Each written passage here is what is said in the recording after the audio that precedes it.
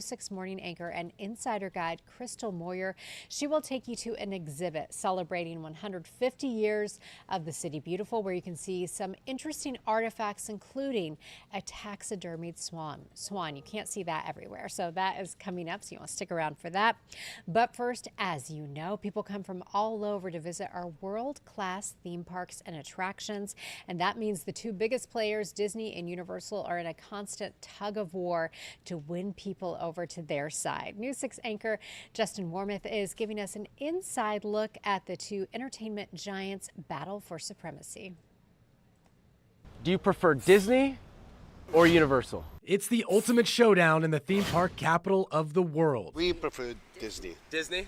They prefer Universal. Universal so far, yeah. Disney versus Universal. I wanted to say Disney at first and lean towards Disney, then I thought about Universal and I'm like, damn, I think I like, yeah. For Disney. They got more to offer. Yeah. Opinions aside, the mouse wears the crown based on park volume, with around 50 million annual visitors compared to Universal's roughly 20 million. But with the debut of Epic Universe just weeks away, is Disney's lead about to shrink? If you were Disney, would you be concerned? Yeah, definitely. I think they are. They are? Yeah. Of course, Epic Universe isn't just adding new rides, it's adding immersive lands and 3 new hotels, all designed to keep families on Universal property for days, if not weeks at a time. The question is whether that will have an impact on Disney, which has long dominated the week-long family stays inside the so-called Disney bubble. Now it's like, okay, if I go to Epic, then I can also go to Islands, and I can maybe also go to Universal and Volcano Bay. And yeah.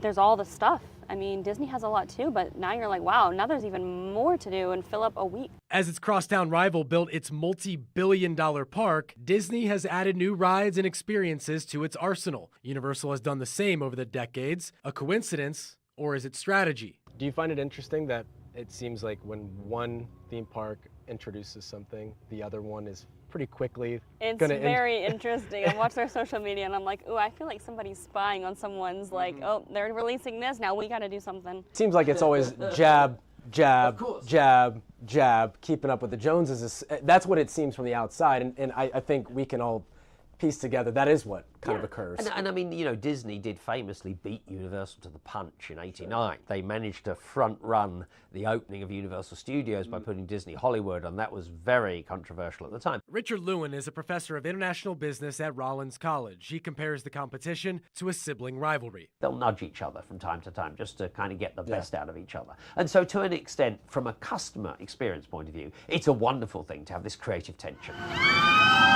As the saying goes, a rising tide lifts all boats. Lewin expects Epic Universe will only boost traffic at Central Florida's other attractions, but there is one part of the competition that isn't so friendly. Never forget, the IP leads all of this, the intellectual property. And that's something that of course, has affected Universal in the past. They once had all the Marvel characters. That's the real war. Yeah. It's the IP world. Correct. In Orlando, Justin Warmoth, News 6. Sibling rivalry. Joining us now to talk much more about all of this is our News 6 digital journalist and theme park expert, Haley Coombs. And Haley, I know you are right on top of all of this, and they just said the intellectual property leads the way in this battle.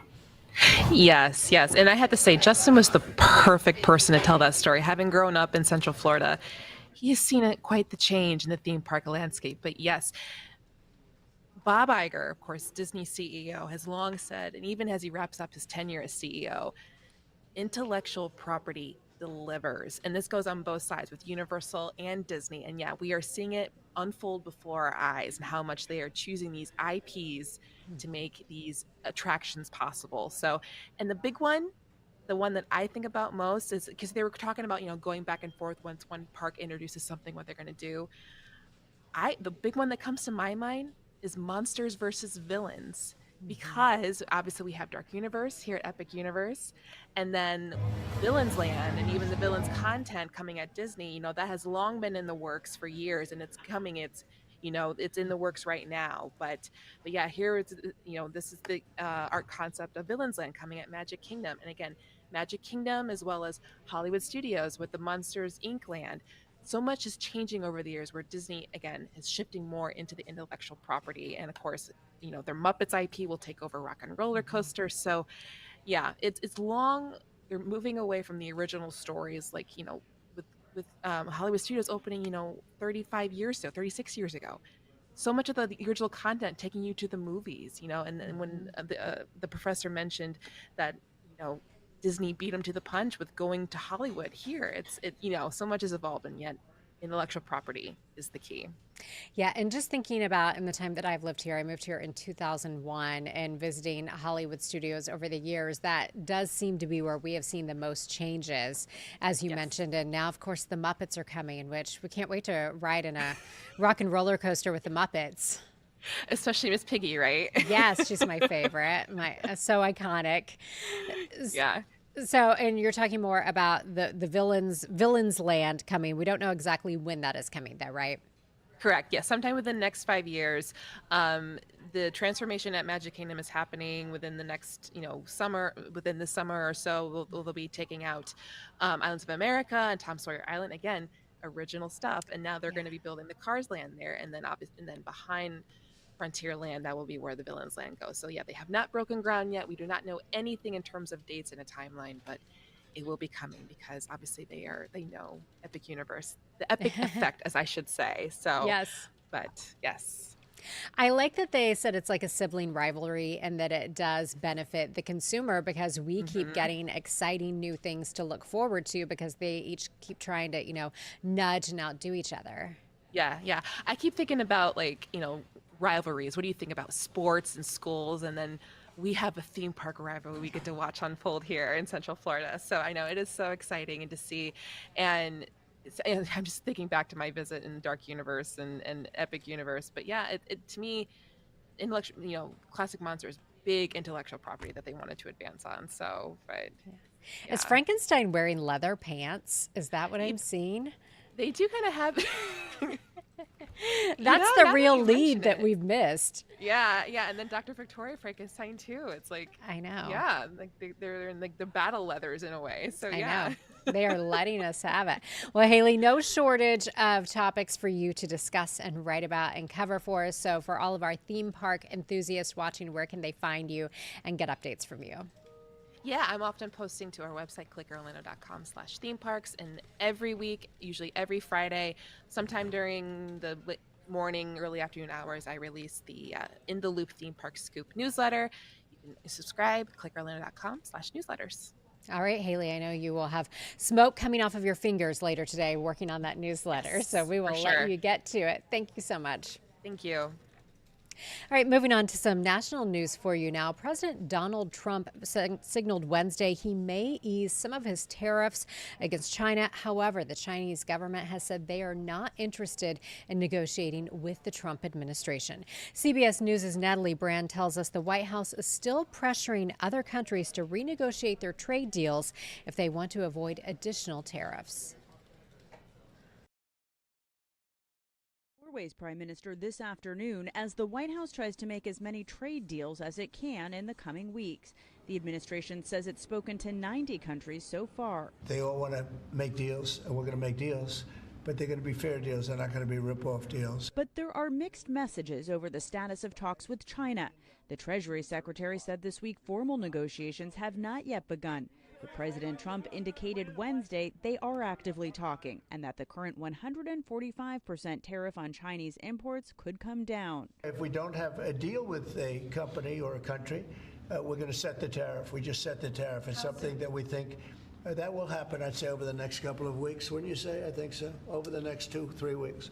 We'll be setting the number, and we're going to pick, could be for China too. CBS News has confirmed the CEOs of Walmart and Target privately warned President Trump that his tariff policy could disrupt supply chains and potentially result in empty shelves in coming weeks.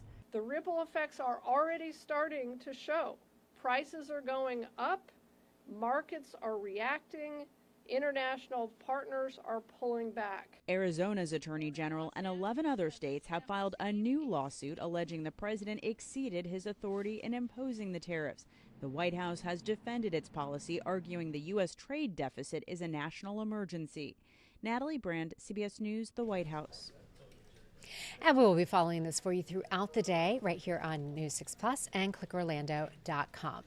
So if someone you know, or maybe you, are considering a career in nursing, we have a new option to tell you about in Osceola County. Stephanie Rodriguez will have that for you coming up in just a few minutes. And we will also have the latest on your very hot, very dry forecast, taking a look ahead to the weekend and our next best chance of rain.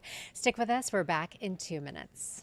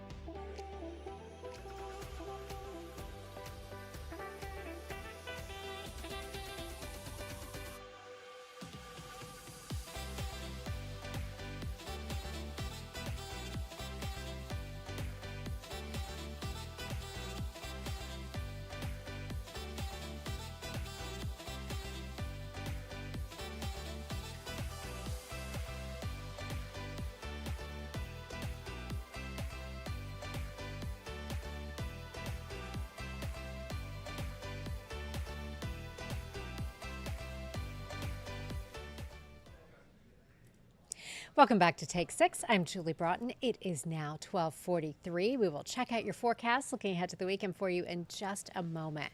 But first, I know all you parents out there can identify a really special keepsake is that first footprint that you get when your baby is born in the hospital. But now there's a new tool that you might be interested in learning about. News 6 anchor Bridget Ellison tells us how this is not only helping to preserve memories, but it also could be a great tool in an emergency. He's full of personality, and he's going to let you know he's here.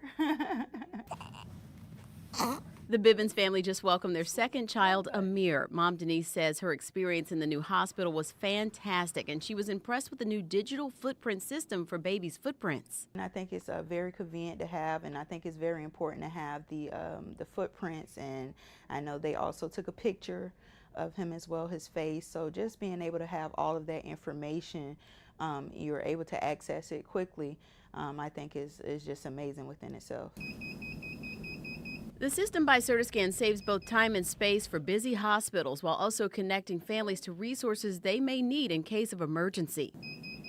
Couple the footprint along with mom's fingerprint as well as an image of the baby's face, and so those three linked together can add that extra layer of identification for the baby. Denise says having the footprints accessible online will really help out. Instead of having to go look for, you know, how we can be sometimes as moms having to pull out everything, keep everything here and there, but it's right there for you to easily access. He's saying hello to you. He is beautiful. Congratulations to mom and baby. Glad they're doing so well. Now, you've probably heard that a lot of hospitals across the country are dealing with a severe shortage of workers. Now there is a new option for aspiring nurses in Osceola County. News 6's Stephanie Rodriguez gives us a tour and tells us about the programs they're offering. Nurses are on the front lines and in high demand. A 2021 report by the Florida Hospital Association found that Florida would have a shortage of nearly 60,000 nurses by the year 2035 due to its aging and growing population. To get more people in scrubs, Nuke University Florida Technical College is bringing its acclaimed nursing school to the Sunshine State. What would that be related to? Its new school in Kissimmee is officially open to students looking to get their RN, BSN, and so much more. So there's a huge shortage of nurses in Florida. And we really felt also here in this particular community of Osceola County, during COVID, we were actually able to assist Advent Health by providing some bilingual staff and medical assisting students to help with vaccine hesitancy and to run vaccine clinics.